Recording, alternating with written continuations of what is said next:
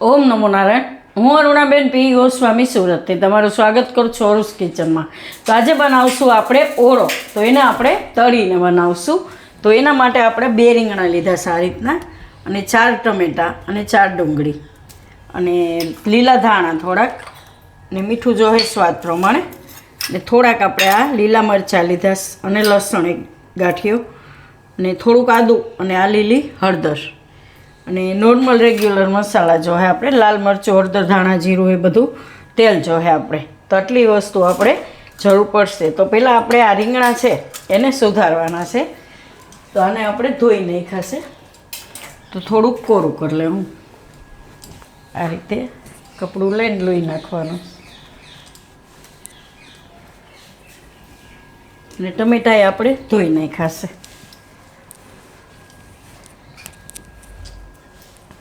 તો આ રીતે તો હવે આને આપણે સુધારશું.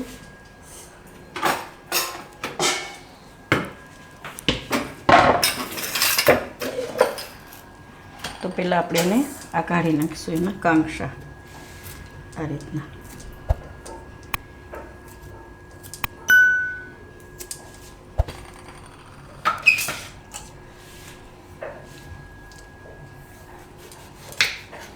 તો આની આપણે ગોળ સ્લાઈસ કરશું આ રીતની.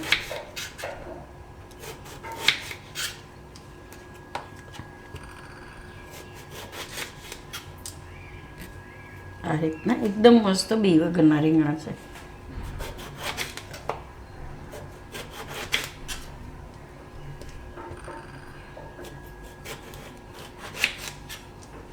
તો આ રીતના સુધારી લેવું. તો બધા રીંગણા આપણે આ રીતે સુધારી લીધા છે. હવે આપણે કઢાઈ લીધી, ગેસ ચાલુ કરશું.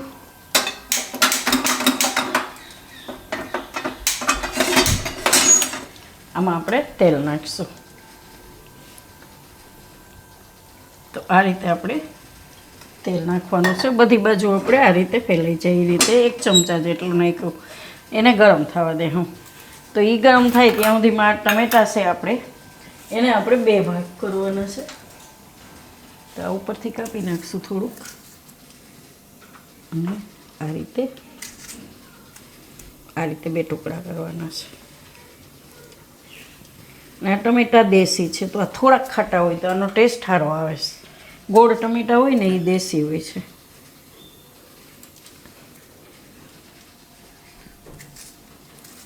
સરસ ખાટા મીઠા હોય.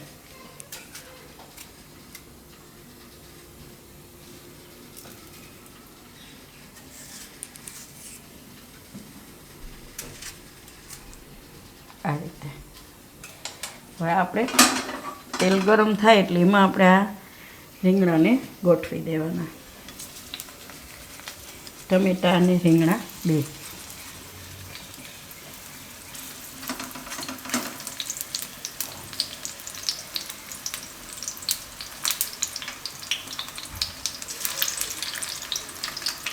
તેને ભલે આપણે 2-3 વાર કરવા પડે, પણ હમાય એટલા નાખવાના, અને પછી બીજા એમ.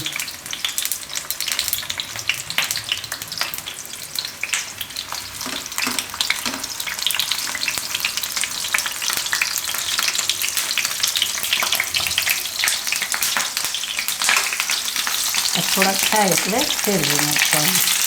એકદમ પોચા થઈ જાય ત્યાં સુધી એને આપણે તળી લેવાના. તો આને આપણે આ રીતના પોચા થાય એવા કરી લેવાના. ટમેટા આને કાઢી લેવાનું.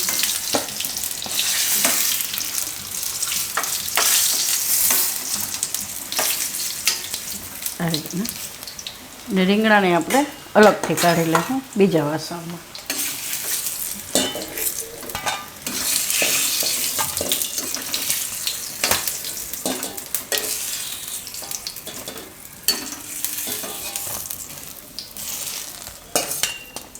અને સાઈડમાં રાખી દેવું.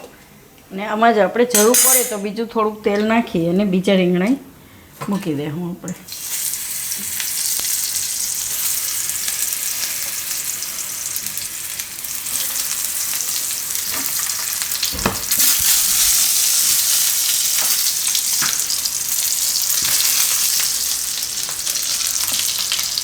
તો તો ટમેટાં અને રીંગણા બે આપણે આ રીતે તરીને કાઢી લીધા છે. તો એને આપણે આ રીતે છૂંદો કરી લેવું.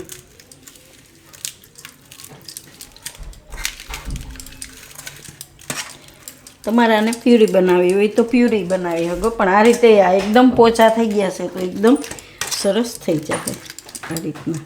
આ રીતનો એનો ટેસ્ટ એકદમ સરસ આવશે.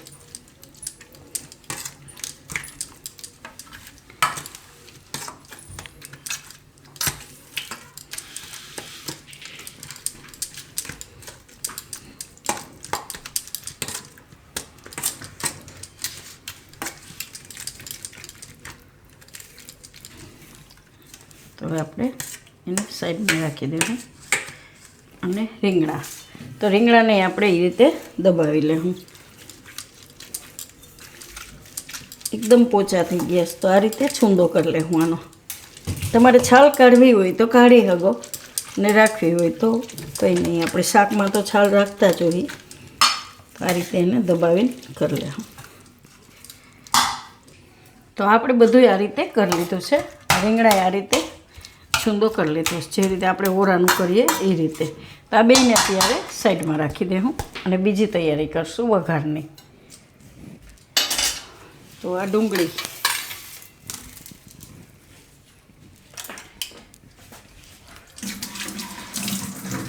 તો ડુંગળીને આપણે છાલ કાઢી લેવું.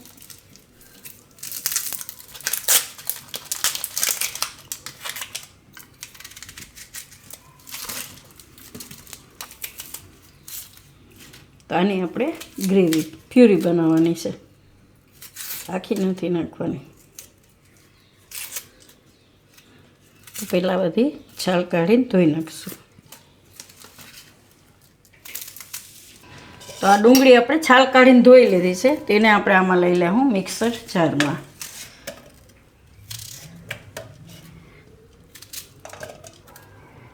આ રીતે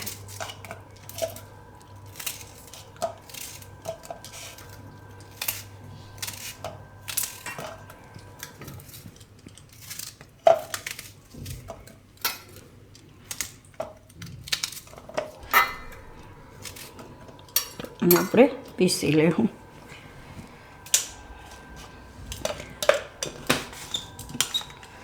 અને આદુ મરચાં ને લસણ એને આપણે પ્યુરી બનાવી લેવું. તો આ મિક્સર જારમાં લઈ લેવું. આદુ એ આપણે છાલ કાઢી નાખી છે આ રીતે.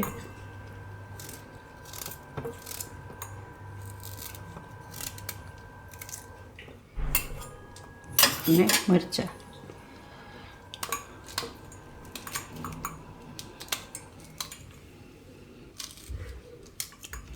તો બે આપણે પીસી લેવું. આમાં થોડુંક પાણી નાખીને આપણે પ્યુરી બનાવશું.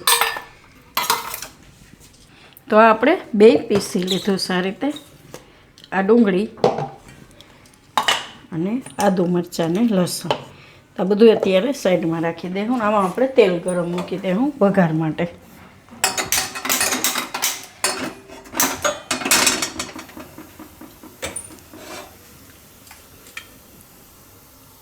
તો તેલ આપણે થોડુંક ઓછું નાખીશું, કેમ કે રીંગણામાં બધે તેલ છે જ, આપણે તરીને બનાવ્યું એટલે આ રીતે થોડું ઓછું તેલ નાખીશું. તેલ ગરમ થાય ત્યાં સુધીમાં હળદર છે એને આપણે છીણી લેવું આ રીતે.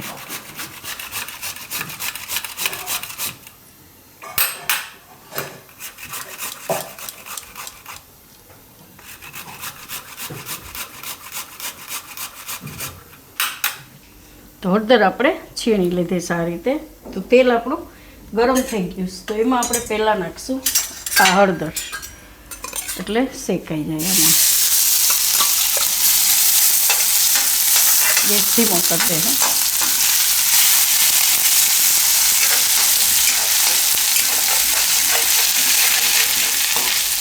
લીલી હળદર હોય એટલે કાચો ટેસ્ટ ન આવે એમ. હવે એમાં નાખીશું આપણે આદુ મરચાં ને આ લસણની પેસ્ટ.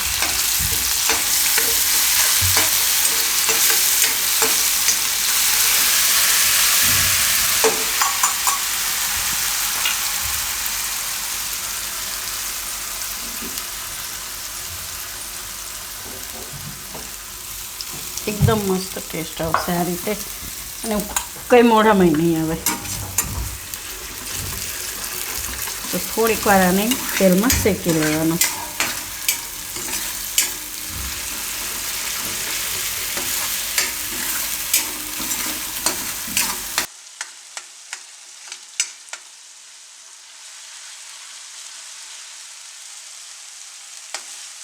હવે આપણે આમાં નાખી દઈશું આ ડુંગળીનું તેલ.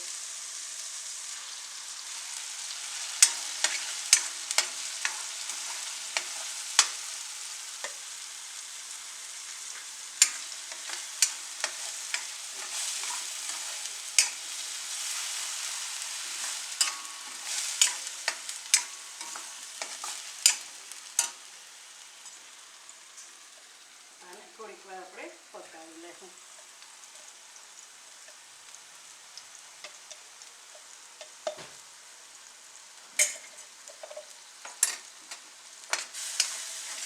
મિનિટ માટે પકાવી લઈશું. આને આપણે પકાવી લીધું થોડીક વાર. ગેસ ધીમો કરી દઉં ને બીજા મસાલા એમાં નાખી દઉં. થોડો ધાણા જીરું એકાદી ચમચી અને લાલ મરચું. લાલ મરચું આપણે નાખીશું 2 ચમચી. તો આ નાની ચમચી છે એટલે આપણે એ રીતે ભરીને નાખ્યું. મીઠું નાખીશું સ્વાદ પ્રમાણે. આ બધું મિક્સ કરી દઉં.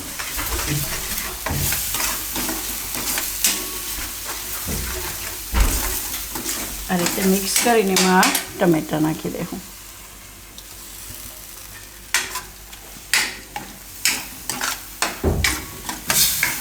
હવે ગેસ વધારી દઉં.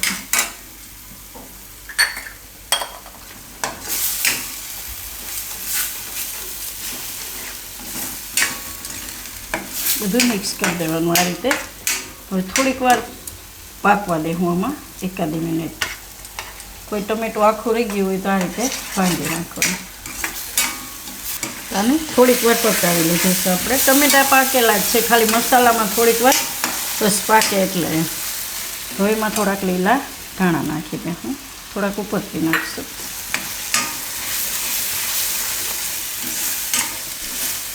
હવે આમાં નાખી દઉં આપણે આ રીંગણા.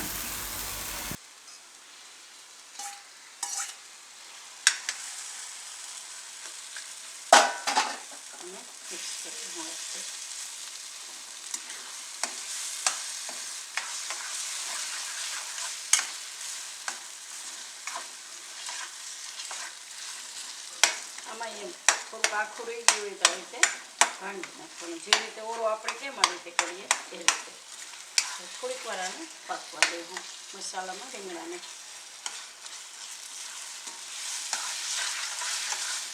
તો થોડીક વાર આપણે આને પકાવી લીધું છે રીંગણા નાખીને મસાલામાં. એકદમ મસ્ત ટેસ્ટ લાગશે આને તરેલો છે તો. અને છાલ ઓપ્શનલ છે, તમારે છાલ કાઢીને તરવા હોય તો એ રીતે કરી શકો એમ. તો આને આપણે ગેસ બંધ કરી દઉં ને નીચે ઉતારી લેવું. અત્યારે શિયાળામાં ઓળો ખાવાની મજા આવે એમ, રોટલો ને ઓળો. તો આને કાઢી લેવું પ્લેટમાં.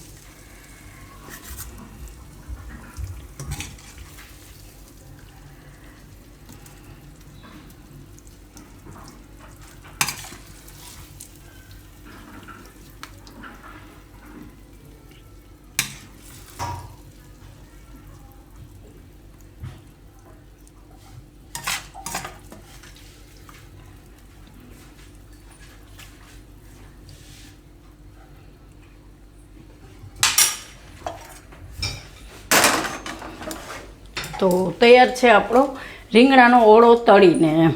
તો જો તમને મારી આ રેસીપી પસંદ આવી હોય તેને લાઈક કરજો, શેર કરજો અને મારી ચેનલને સબસ્ક્રાઈબ કરજો અને બેલ આઇકન દબાવવાનું ના ભૂલતા. કમેન્ટ કરીને કહેજો કે તમને કેવો લાગ્યો આ રીંગણાનો ઓળો તળીને.